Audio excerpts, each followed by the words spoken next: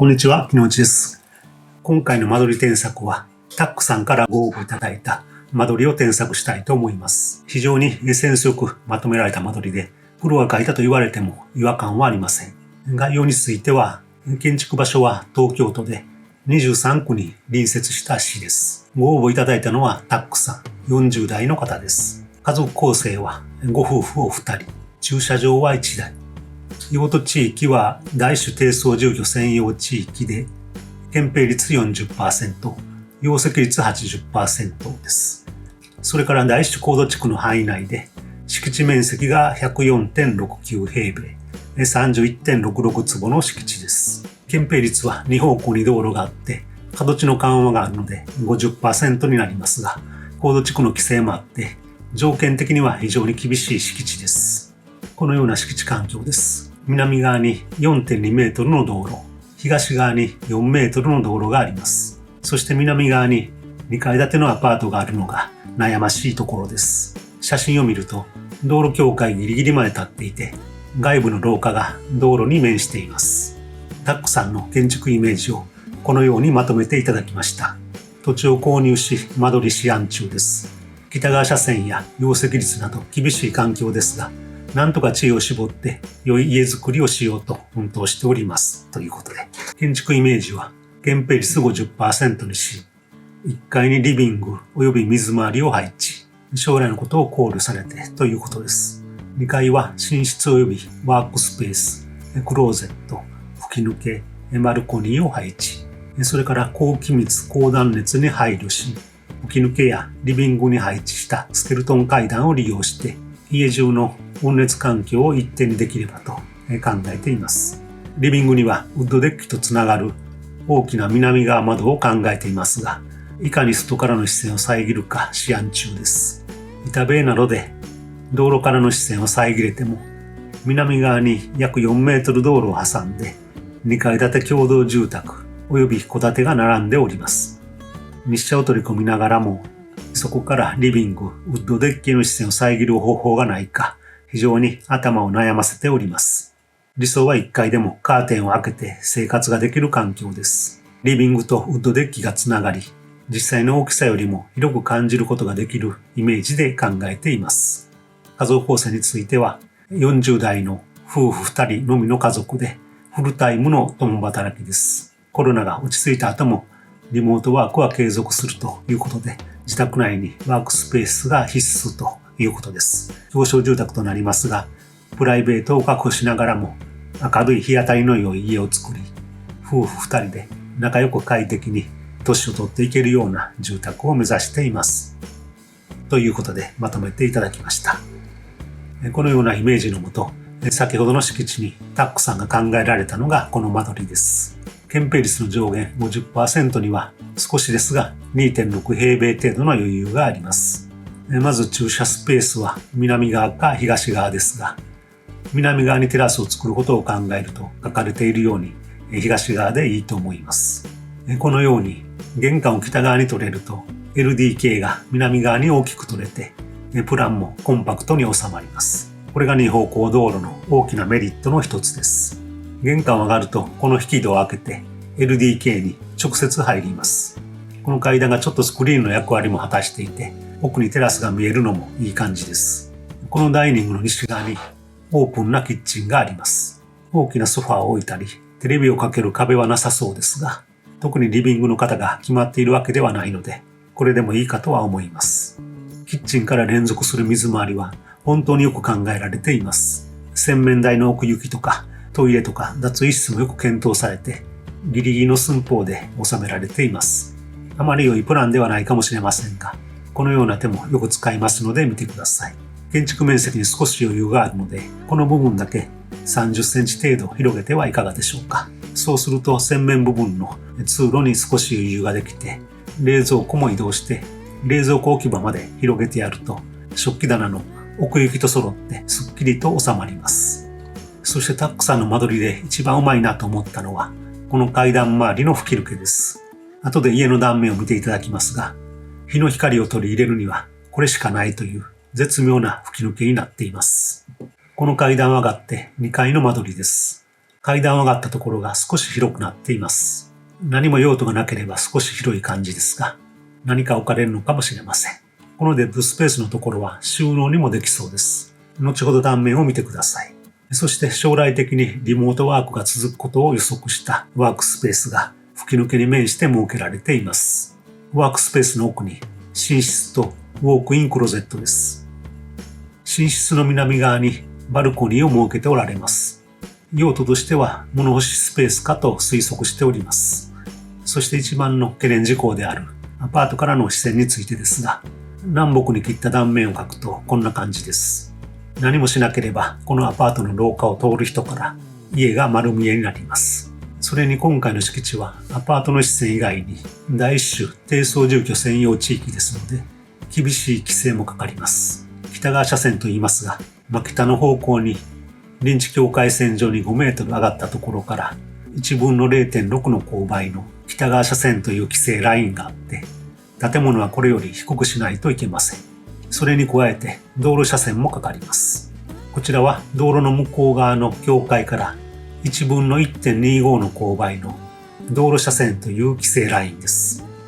東側からも道路車線がかかりますので、屋根の一番高い棟の高さを注意しないといけないのですが、今回は駐車スペースの分だけ建物がセットバックしていて、そのセットバックの分だけ道路車線の規制ラインも向こう側に移動できるというややこしい法律もありますので、今回の場合は考えなくて良さそうです。もう一つ屋根の低いところのこの軒高が7メートルを超えると日陰の規制もかかることも頭に入れておかなければなりません。タックさんが書かれた平面図をもとに断面図を書くとこのようになります。北側車線が厳しいので高さを低めに抑えて地盤面から1階の床までを500ミリ、